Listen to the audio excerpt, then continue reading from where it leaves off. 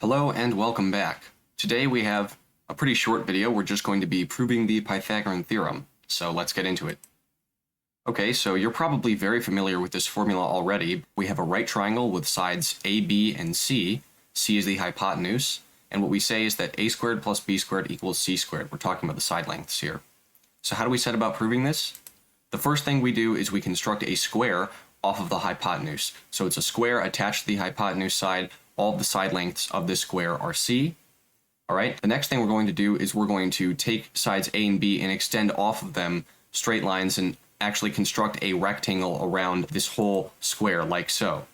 Okay, and so we have this rectangle, and what you'll notice is that after we construct this rectangle that encapsulates everything, we have three additional triangles which seem to be right triangles that are inside of this diagram. And what I'm going to say is that these right triangles are actually all the same triangle. They're all this initial triangle with side lengths A, B, and C.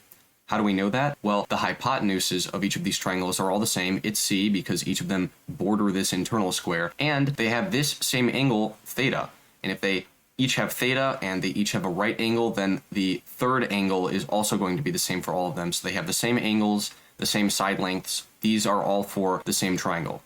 And when we actually prove the Pythagorean theorem, we're going to just calculate the area of this entire square, the square that encompasses everything in this diagram, in two different ways. The first way we're going to do it is say to ourselves, I want to find the area of this large rectangle, and I've probably already referred to it as a square beforehand, and yes, we know it's a square because this internal rectangle with side lengths C is a square, and each of these triangles are the same. So in fact, this entire thing is a square with side lengths A plus B, and so the first way to calculate the area would just be squaring the base, which is a plus b. So we have a plus b squared. That's the first way to find the area.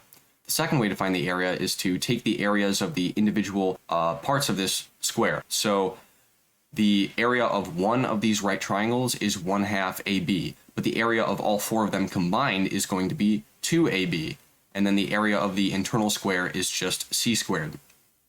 So the next thing I do is I FOIL out the left side, and I get a squared plus 2ab plus b squared, and that's just equal to, again, the second way that we calculated the area of the individual parts summed. And you'll notice I have 2ab on both of these sides, so I can just subtract that, and I am left with exactly the Pythagorean theorem, a squared plus b squared equals c squared, and it's really that simple. All right, that's it, the entire proof. Thanks for watching, and I'll see you in the next video.